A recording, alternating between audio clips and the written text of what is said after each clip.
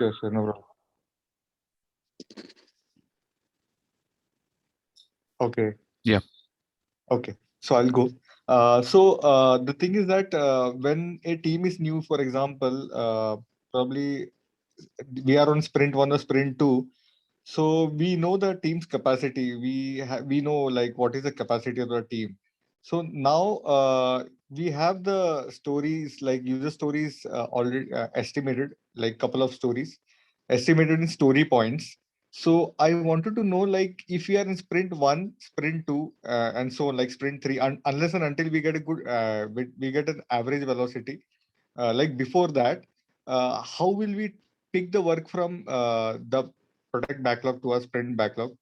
Because we have capacity in ours, the work, the user stories are in story points. So, like, how do we understand? Like, okay, if for example I have a capacity of say 50 hours, for example, then how much story point of work should I take from my product backlog? That is my question.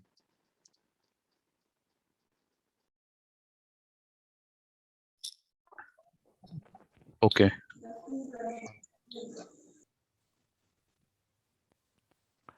So Sunil, the one thing, right?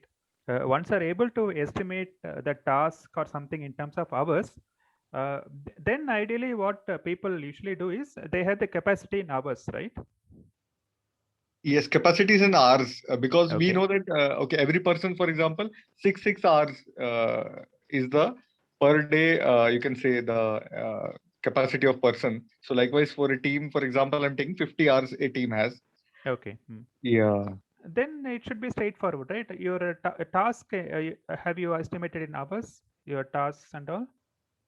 No. Actually, we have just estimated the story points in story user stories in story points and kept in our product backlog. It's there.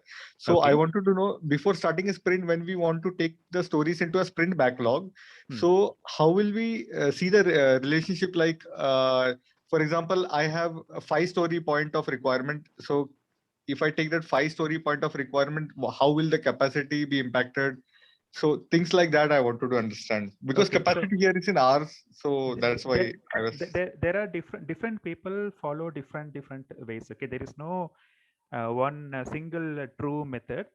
One thing we have observed is usually during the sprint planning or before that, the team will work with the product owner or the product owner will work with the team, and finally they will be trying to break down the story into tasks that are required to accomplish that story. And Okay, these tasks will be so small that people will be able to put an estimate. They will be able to estimate in terms of hours. So the task will be that much granular. okay. I get it now. So Okay. it is still an estimate. So we still know that if we say that some task is going to take 4 hours, we assume it may take 6 hours or 7 hours. We believe that it will not take like 30 hours, 40 hours. So some kind of as agile teams, we understand that these numbers are still estimates and not what you say committed numbers, but we have a better number than a story point may not give you a good idea in terms of how much time it is going to take.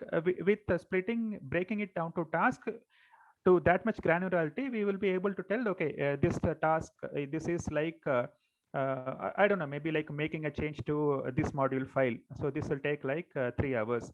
And then this is like adding a unit test for this. Maybe it will take half an hour. And then this is like maybe integrating it with the other module. This probably may take 4 to 5 hours. So something like that, you put some break down the activities or task required to accomplish the story, and you will be able to give some better number, better what you say estimate to those tasks. Okay. Okay. So this activity we will be doing the breakdown of user story to task in planning, right? Planning only. That again varies, Sunil. Some companies they do it during the planning stage. Some people, some companies may even do that in the before the planning itself. Like when there's a refinement, they may try to add some task also, whatever they could. Even if they don't put exact number, at least they'll try to break down the story into I would say tasks, because that anybody in the team would be usually able to tell what all work is involved for that particular story. So some kind of a breakup might happen before the sprint planning, or sometimes it could happen during the sprint planning also. Okay, okay, okay. So this activity we'll be doing only for first 4 to 5 sprints until we get this average velocity count. Then later No, on no, no. we'll be only okay. No, no, Okay, no. yeah. Okay. So this one, you need the story to be broken down into tasks so that you know what you are working on. So, and uh, you can also make it transparent to everybody outside the team about how the work is progressing. So if you just have one story, okay, and assume it involves some 3-4 activities, then people looking at it from outside will not be able to know where at what stage we are. So to keep things transparent, we try to breaking it into smaller tasks so that it can be seen from outside that okay, this task is over, this task is currently going on, this task is complete, something like that, right? So Yes. yeah, so that's why we Okay. try to break it down into tasks so that it's transparent. Okay, okay, okay, okay. So, task breakdown will be okay all in all the sprints. So once we like just wanted to understand, once we are able to get the average velocity, say after sprint 6 or sprint 7, so after on sprint 8, we can take the work from backlog in based on the velocity what we are observing, right? The average velocity. Actually, see, the velocity and capacity are kind of unrelated, you can say. Okay, Okay. the capacity is like how much man hours you have for that sprint is the capacity of the team for that particular sprint. So you will be able to have a number even before the work starts, because you, if you know how many people are going to work in the sprint and how many people are going to be what say on leave or something, you can come up with a number how much is the capacity that you can find out, right, Yes, yes, for right. that sprint. Now once you have the capacity, based on the task, you subtract. For example, took the first story in the backlog, and in that story you find out that there are some 5 tasks involved, all added up they are coming to around say 12 hours. Okay, Yes. so now 12 hours is required to complete that story. We will not worry about story points right now, but for that story to get completed, we believe that there is some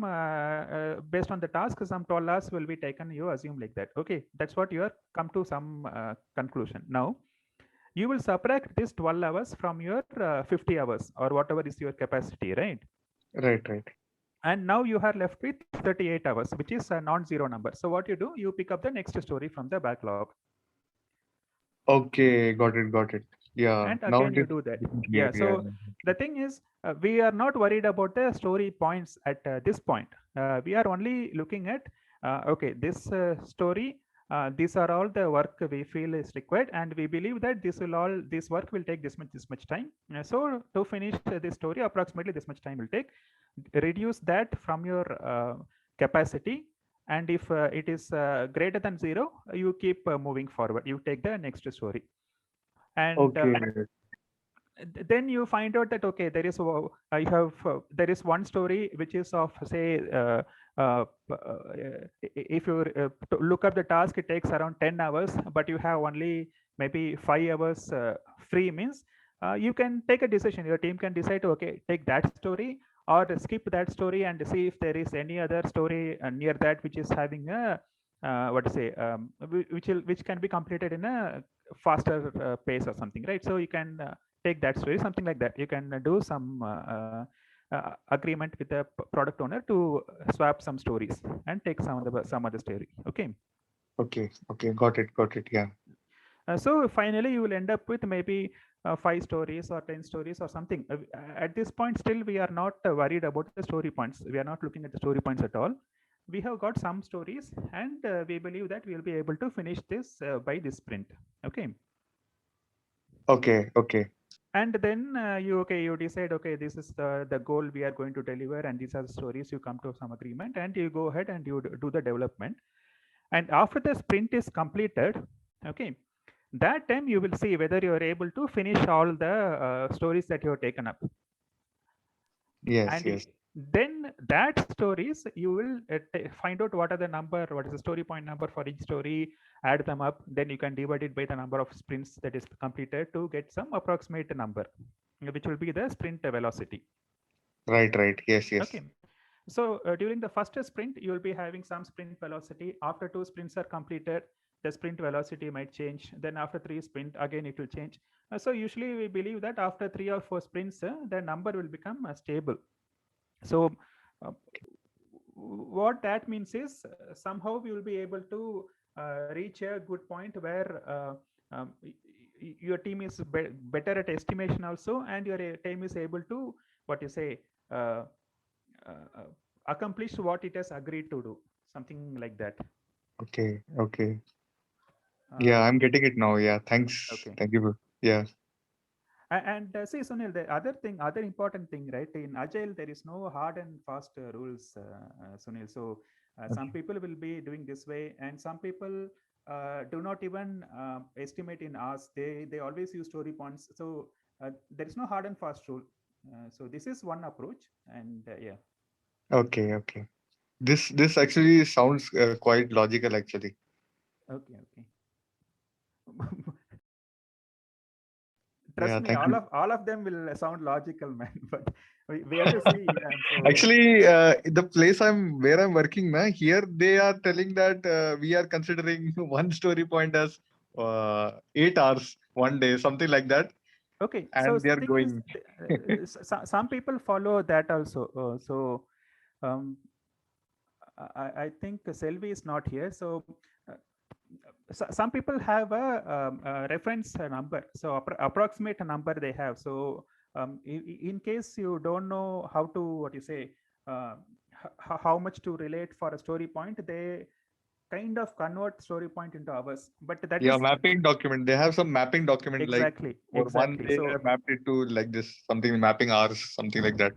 exactly. So some people don't like that concept of mapping story points to hours, but for Right, right. some people they follow it and it works for them also. So again, there is no hard and fast rule. Whatever works, yeah, that works for them. So yeah. Okay, okay, okay. Thank you. Thanks.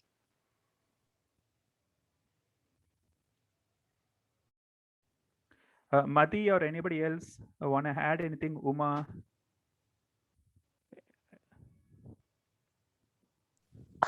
Arun, one thing, if the team is mature enough, for example, if the team works in the same project for 2 to 3 releases after, or it is matured enough, the team familiar with the product, what they are working, maybe that time they can only take story point like velocity, right?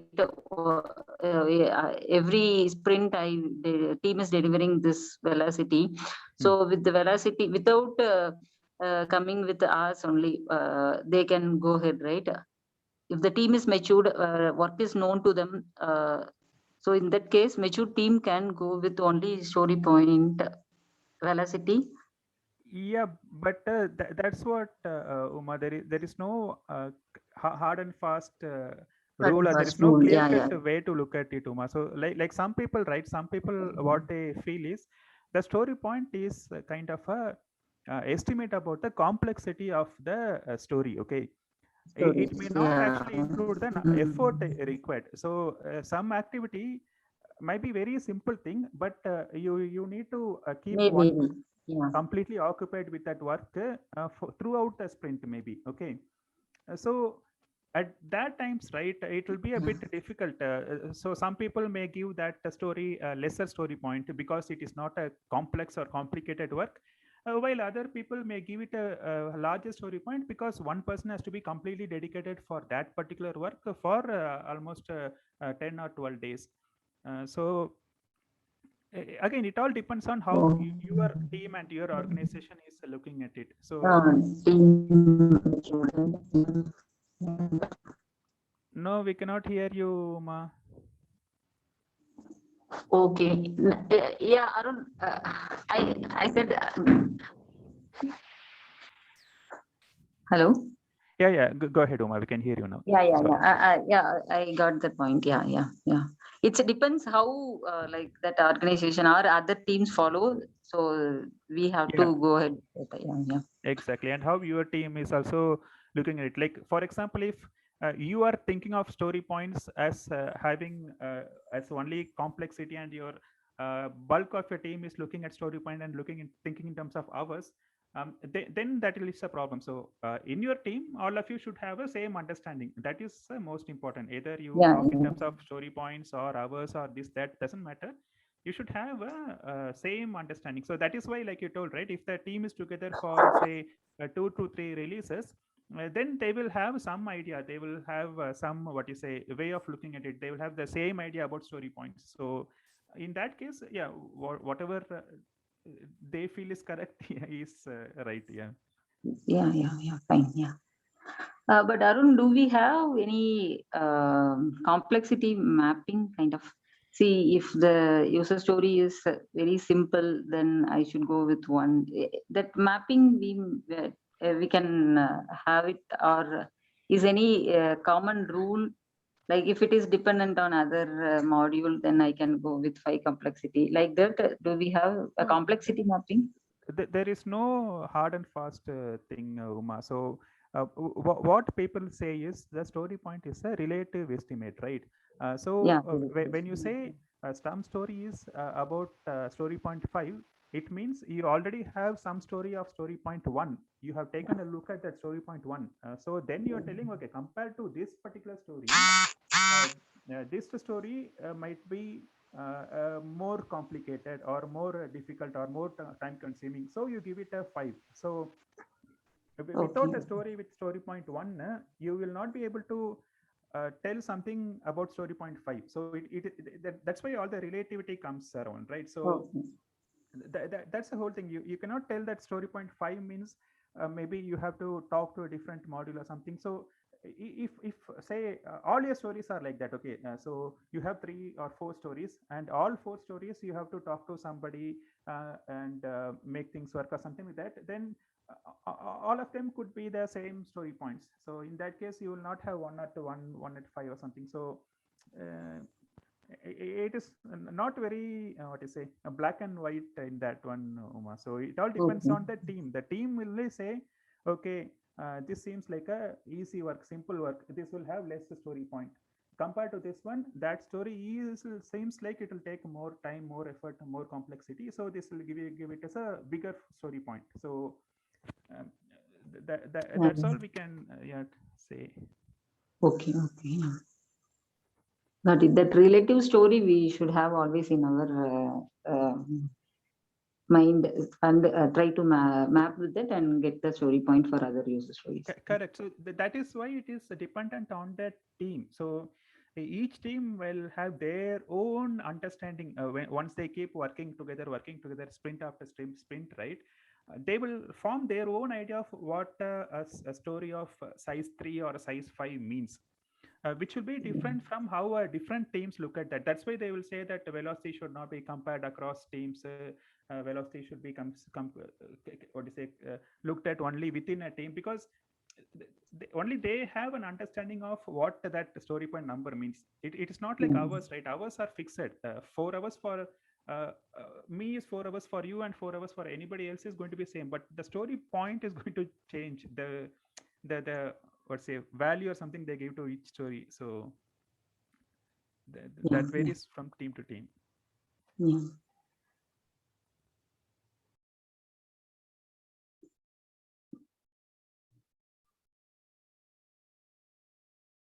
Okay. Yeah.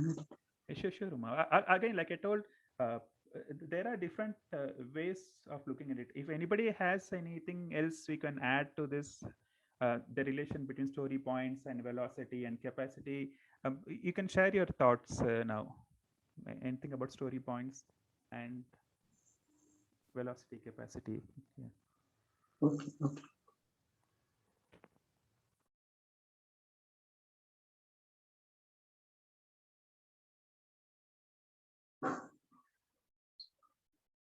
So this velocity is like for metrics aspects, right? In that case, we will map whether our team is going well with how much they can deliver, or are they doing less this time. That means why it happens like that. So as a Scrum Master, need to have a look on it and try to find out why this sprint they have taken less story point. Like that, we need an analysis, right? In that case.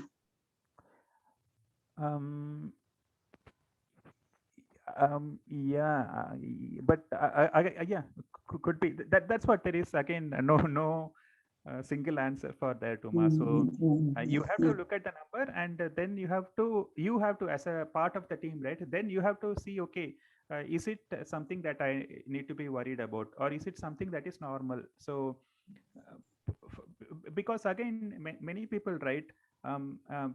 They don't like to take the velocity as an indication of anything. They don't like to even share. They feel that this velocity is something that belongs to the team and should not even be shared to the upper management or anybody outside. So this has to be taken as a retrospective point, like you told, within the team to see whether you need to work on it or something. But okay. Yeah.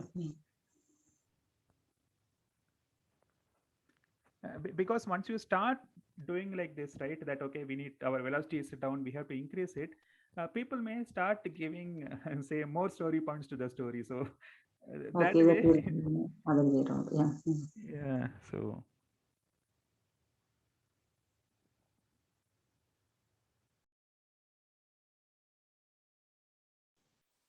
If anyone have any live examples, like if you have worked on capacity or velocity thing, if you have any Excel or handy, maybe we can discuss on that.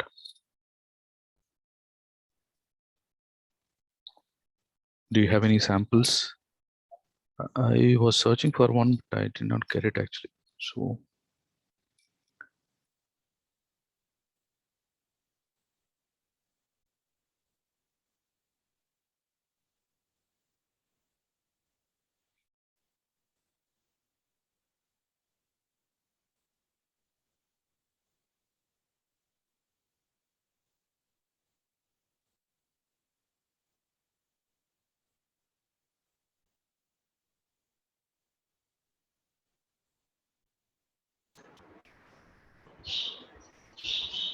Hey, Marky, or Arun, can I ask one question?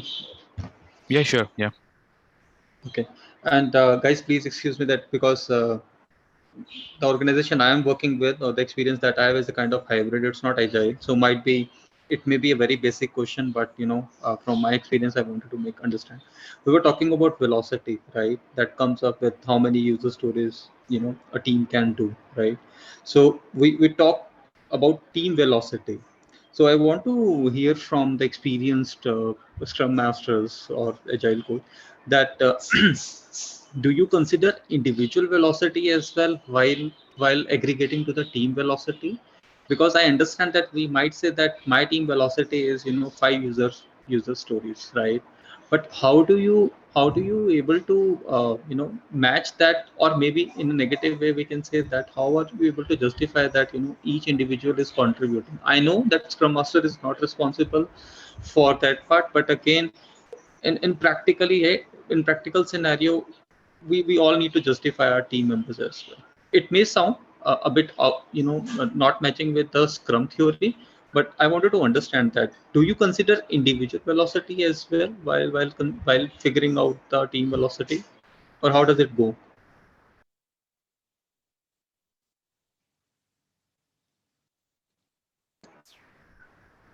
My question was clear, or I want to repeat it, or maybe just in case. No, got it, Lalit. Understood your question. So what you're saying is team is fine. So you calculate the team velocity and all is good, but team consists of individuals. How do you track the individual's performance, or how do you track how individual is kind of working, right? How his Right, velocity because their velocity. because the way that we do the estimation, and we are not agile, right? So we take into consideration that there are 8.5 hours, right? And we take an average of like 7 hours a day, right? So that is where we try to figure out that what is the capacity in the team, how much work we can pick basis on different complexities, right? That's a separate story.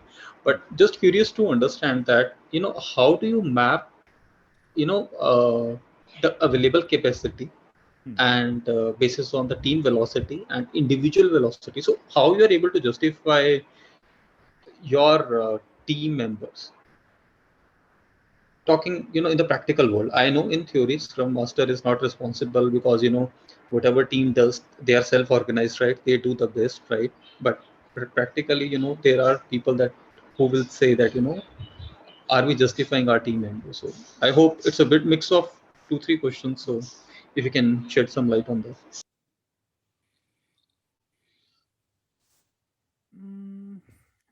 That is a tough one, Lalit, because I personally I believe in that agile manifesto and that concept, right? So um, eh, yeah, for me it is a team. So in team, if maybe somebody will have some talent, somebody may have different talents. Maybe some person in the team is not able to accomplish whatever he has committed to do.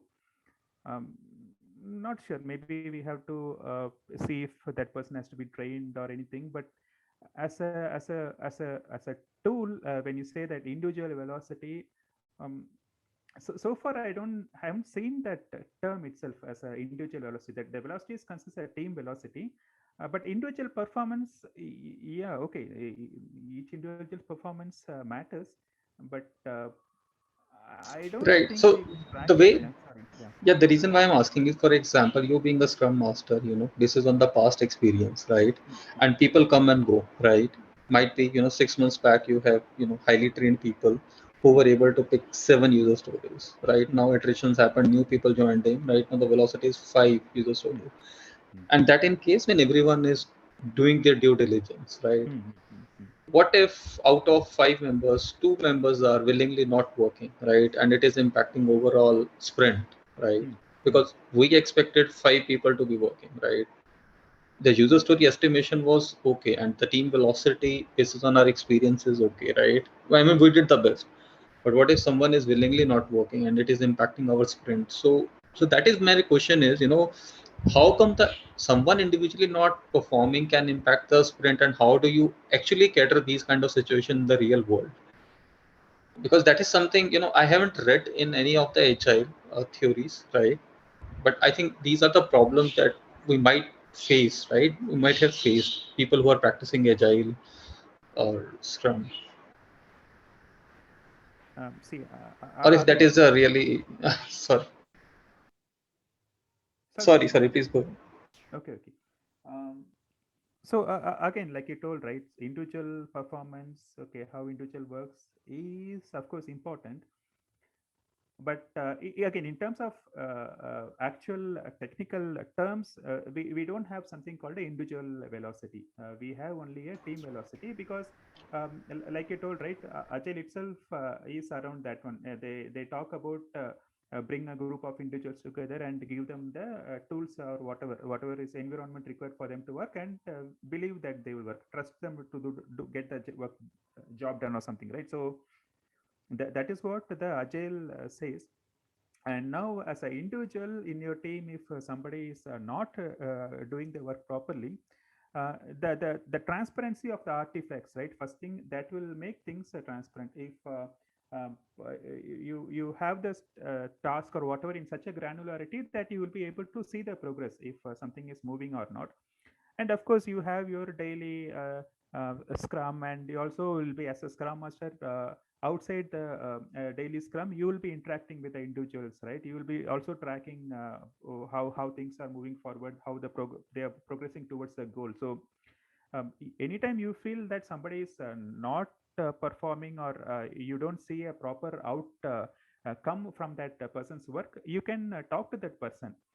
And if you still feel like you strongly feel that okay, this person is definitely not interested in working, Then again, maybe you can try some things like seeing what else he could work on, or something like that. So again, coming back to original question, there is no tracking metrics as far as individual is concerned in terms of velocity. So yeah, that's all I have to say. So But just to add up on, I mean, this is offered from the agile, okay, which we were following on. That is kind of an anti-pattern, but we were doing the tracking since you told the similar kind of scenario came to us. What we did is, see, we know individual person's capacity. Okay, I mean, say, let's say some people keep it as 8 hours, and some people assign it as 6.5 hours for the agile world. So every time when they pick up a user story or a story point, we actually track that each and every person is being fully loaded. Say, for example, if they are working on a task, a team leader level, they will monitor this aspect and report to us saying that, okay, like you said, one person is not working and he's not picking up any task. So in that scenario, we try to find out what is his reason he's not willing to work. Then we have to take him into a different scenario. Means if he's not working, we have to find out what is the reason, whether he's not interested to work or he has put on the paper and he's not willing to contribute. So any other scenarios, that is a different track altogether. And coming to the allocation part, say for example, if he is allotted for 6 hours, I mean, we always make sure that he is picking up enough story to accommodate his availability. That is how we were doing it on the team leader level. This will be monitored. This is not from the nowhere in Agile it says that, but we were doing this practice. Okay. Thanks, Mati. And Mati, just one follow-up question. When the Scrum team decides on picking up the number of stories, does this factor come into considerations? Like, for example, that I'm taking an ideal example: 8 hours a day, 5 days a week, 40 hours, and number of user stories depending upon their estimates, that is relative estimates. How many approx number of user stories we will be. Does that calculation happens in the real world, or Scrum team comes up with their own formula of picking up the user stories? See, as a Scrum Master, you should have that groundwork done. Means when I say Okay. groundwork, it is in 8 hours or 6 hours, whichever is fixed in your based on your experience. That groundwork has to be done, and see to that it is matching with the real-time scenario. See, in a real world, you cannot force a person to pick up more stories. That is what Agile says. But you will be able Right. to have a reference and say that, okay, I mean, for a reference, for example, I know Lalit will be able to take 6 story points. But is it mapping with his availability? Is what, as a Scrum Master, I practice it. Okay. And what if on the other side, that X amount of user stories should be picked up by the team and the team is not picking. Team is always picking up 20% less. I know Scrum Master do not intervene much because it is up to the Scrum team. But is there a point in real world when you as a Scrum Master has to intervene and say that no, I think you are picking up way less than what should be expected? So does that come in the real world? No, ideally, see, assuming that you know the velocity, okay, based on that only you will be able to pick up the user story. If there are any lesser or way lesser, like you said, 20% lesser, then you try to find out what is the reason behind it. So give them that input. So then they will be able to come to the average velocity which you have predicted. Right, you will not be able to force them, but when you draw a line saying that, okay, this my team performance is X, then this is my average. So you always try to see whether they are performing on an average level. So then if you are finding any issues, then ask them, give them coaching, or try to find out what is the impediments they have, then try to solve those things. so that they come back to their normal average standard. Okay, I got your point. So it means that communicating indirectly so that, they know, what is the average, and, not imposing directly anything on them, but yeah, making them understand that this is something we should be picking as an average, but again, it depends upon them, right? And Yeah, maybe Scrum just Master trying to can, find out. I mean, trying to find out what is the reason behind it. I mean, see, when you go back home, you see the mindset, right? I mean, if your kid is right. not happy, you see he's not happy. I mean, you just try to find out why he's not happy. Then give him what he wants. Then he will be happy. So indirectly finding that where is the issue is, then trying to fix it. Okay, got it. Thank you so much, and Arun and Mati, for explanation. Yeah.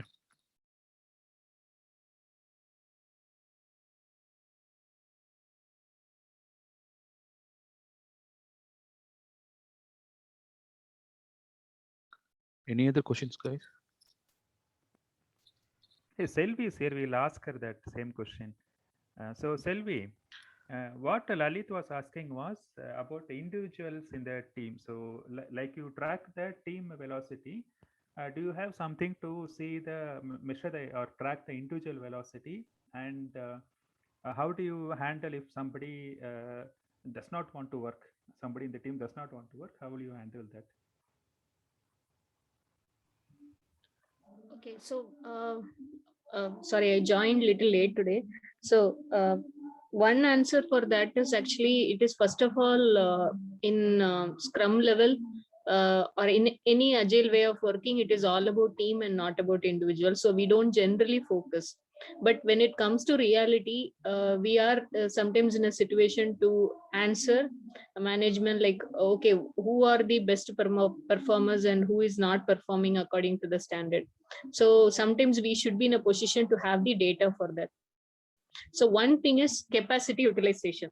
So for example, if I'm not at all working, let's say like I just picked on story and story is available and tasks are created, but I have not shown any such productive work there. So definitely I will not be able to put any hours. Even though every day I'm saying something, but nothing is moving as such task based. And I cannot say that I have really worked on more things. Now, at the end, if there is real need, we can actually track the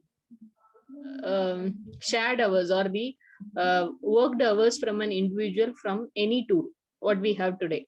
That is the purpose that why we calculate a capacity utilization. But actually, this is not the purpose. The purpose is how much we can actually load the team. If the team is loading much, one is velocity and another one is, are we really using the capacity or not with the people availability? So that is the whole purpose. But here, when we are in real need, we still have this option of understanding how much capacity the person has burned according to the plan that they have made. With that, we will get to know like 20 hours they would have planned for task, but ideally they would have spent only 4 hours. Or maybe in one task itself, they would have put 20 hours, which is not a realistic one. So we will get to know, okay, that is not the right scenario. So that is one way we can actually get the track of an individual through how much they are contributing to the team's productive work items. So, Selvi, are you saying that the Scrum Master also works on the variance part, right? Like you mentioned that if some task should take 10 hours and it is taking double of it, taking an example. So, Scrum Master looks into the variances and all that, right? Yes, that is as part of everyday activity. Like that is one thing that till we get into certain level of maturity with the team, we always task the things because of that reason.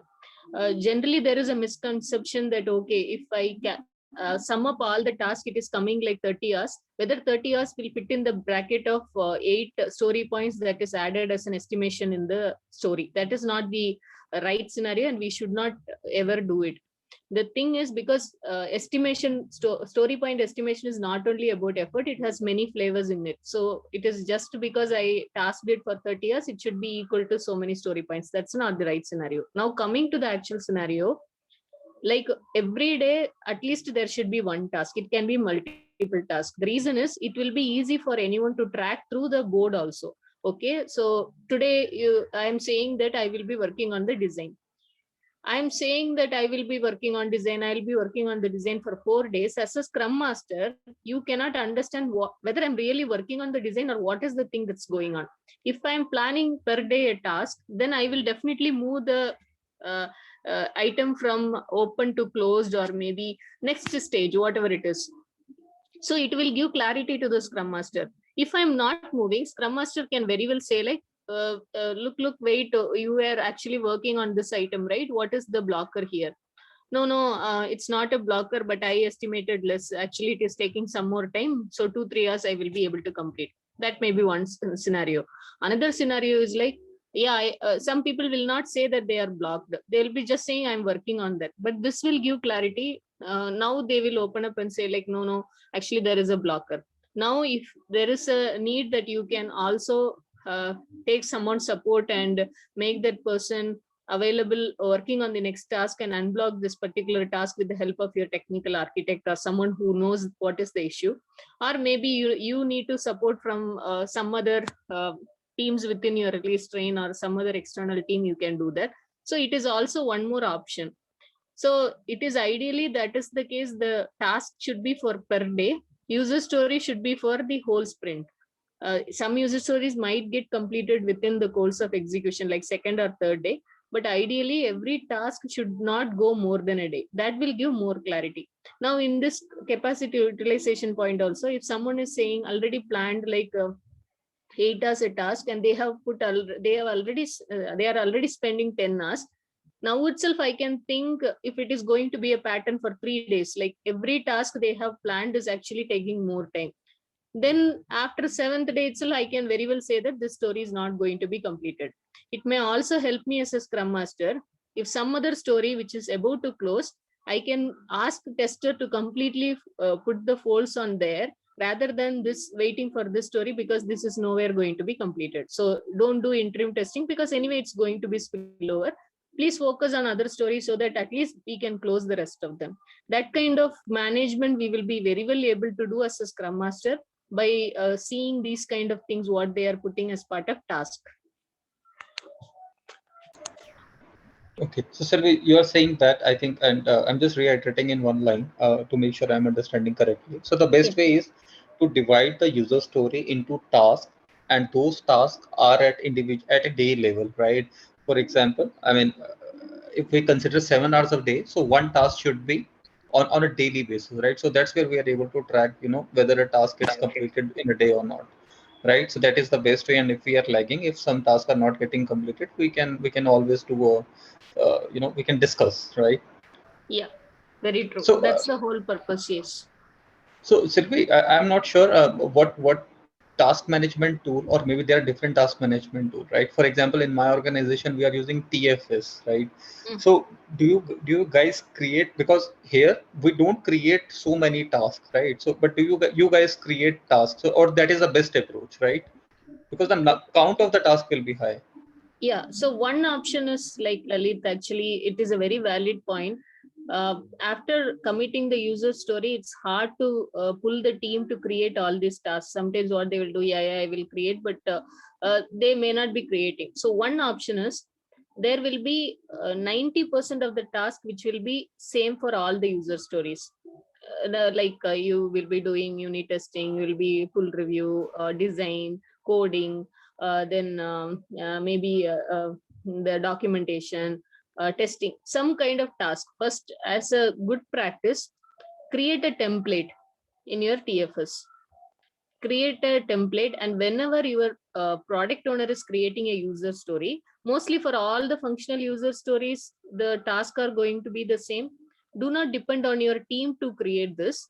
You get the alignment from the team. As a Scrum Master, as a product owner, do not sit as like Scrum Master, product owner, let's create the task. No, put it in some kind of retrospective meeting, like I am not seeing task. One good practice is just to understand how our tasks are getting flown every day.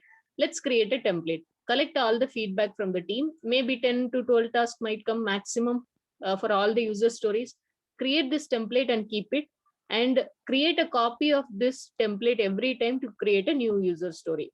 automatically there will be an option to add the child items. So click on the checkbox and you are good to create a user story. So make this as a practice, as a guideline for your product owner. Do not go and directly create new user story. Instead, use this template and create a copy of this and make use of this as a user story item. So in that way, all the child items will be available. If in case some of the items may not be required, some items may be additionally required. The second case might happen most of the time. The first case may or may not happen.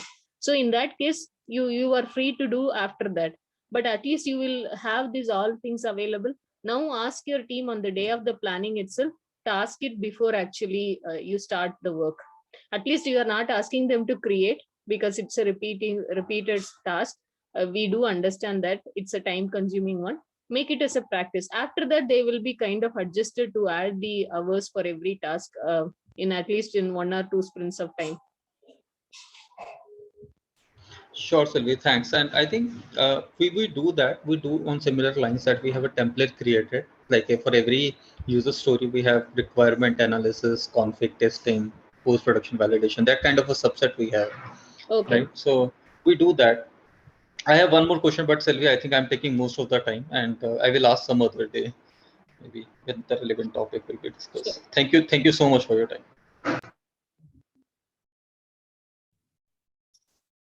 Okay. Selvi, I just created one sheet. Just wanted to know whether this is correct for the capacity. Okay. Are you able to see the screen? Yes, Madhi. Yeah. Okay. Let's assuming 4 developers are there, 3 testers are there, and 8 hours is availability. I'm just removing 1 day complete for the calculation purpose as a planning for initial planning, and last 2 days for maybe retrospective and other events. Okay, and if I calculate the other days, I'm getting 56, and this tester is available 50%, so I'm getting 28. So assuming that my sprint story point is 6.5, and so each and every developer has to pick up 8 story points in this cycle. Is this correct, or do I need to do modification? No, this is the way, Madhi, like whatever you mentioned is right. So only difference is, instead of you actually made like 1st February, 11th and 12th is empty. I usually do it like every day 6.5, so that it is balanced out throughout, like 1.5 hours out of sprint deliverable work. So that in that way, every day is managed with 6.5. And if there is a holiday, we will remove that. And if there is a specific leave or training plan from someone, that day it will go as 0. So after that, as you calculated in column P, the total capacity will be calculated for every individual, and the sum of that will be the overall capacity available for the team. And now this hours we won't map it. And as you mentioned, for the story points in column Q, the same way. So we usually divide it by 8. Okay. So it is like every one company, one way of calculating it. Okay, but usually for us also, per person, it will come around 8 story points. We don't generally encourage more than 8 story points to be picked by one person in a cadence of 2 week sprint. Okay. Yeah, just one doubt. Yeah, hi Sunil here. So the column P has total 364 hours, right? Okay. And the column Q story points, you're telling like 8 story points, like everyone should take. So just wanted to know, like, how did we come to know that 8 story points every person should take? Question might be very silly one, but still, I'm little like wanted to understand. That's why I'm asking. Hello. Yeah. I don't know. What is your question? I mean, just. Yeah. My question is maybe very simple one, but I'm little bit like not able to understand. See, the total capacity mentioned in column P has 364 hours. Okay. In column Q story point, I see you're telling like 8 story points everyone should take there. Okay. Okay. So how did we get that 8 story points per person? See, you have a reference, right? I mean, each story point is 8 hours or 6.5 hours. So divide their capacity. So this is the total capacity. Let's say, for example, 56 hours each developer is contributing for a sprint, 2-week sprint. Yes. Okay, divided by whatever the referencing point, either it is a 6 hours, 5 hours, or 8 hours. Oh, okay. Capacity divided by the reference number of hours per Yeah. person. Yeah, if you see, I have this is the capacity for this developer, Okay. and I'm dividing by 6.5 hours. Okay. So other way also, which Selvi told, we are she told to calculate 6.555 for the entire week, and divided by 8 hours. So in that also we are getting 8 story point. Okay. Can you share this Excel just for my reference? Can you share this Excel Sure. on WhatsApp group? Yeah, Or sure. here itself. I'll download it here. No problem. No problem. Yeah. Thanks a lot. I'll put it in the WhatsApp group so everybody can see. Yes, that will be good. Yeah, thank you. Thanks a lot, Selvi and. Yeah, but one And- thing like Sunil, sorry for the interrupt, like, but whatever the one story point is equal to how many hours, you should somewhere put it to your team as well, because it should not be a call for Scrum Master, and it should be only followed during the beginning of your means very new teams. Right? Because again, it should not become a practice like in the name of story points, we are again using hours based estimation. It should not go to that, but this is just for reference for new teams, just to understand. And it is always good practice to explain it in a way such that what is one story point for the team, that is the most priority item. What is one story point? Like when they will say this story is one story point, like that you pick up a story which doesn't have complexity, which doesn't have dependency, which doesn't have the risk, and the effort is also minimum. It's very crisp. That kind of story, then they are like, okay, this is one story point, and this actually these many hours it's taking. That should be the reference that they should derive, but you should facilitate them on how to calculate this so that they will also be aware. But later part, slowly we should forget about the hours and only get into the feel of what is one story point story for me, so that how much it is, that's this particular story is bigger than that one story point. It's 3 times bigger or 5 times bigger or 8 times bigger or 13, or I cannot even imagine how much big it is, then the complexity is more. We need to break the story. That's the level we need to take the team. Okay, Selvi, got it. Thank you. Thanks. Hey Mati, are we going to broadcast this recording somewhere on the public platform, YouTube?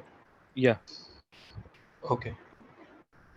I wanted to show one estimation, but again I think I would restrict because that is my organization. No, maybe we estimate. we can stop it and then. Yeah, because I wanted to get some idea, because my organization, see, it's a hybrid. Do you have it's it not right complete. now? Yes, I have it right. I just wanted to show you to put on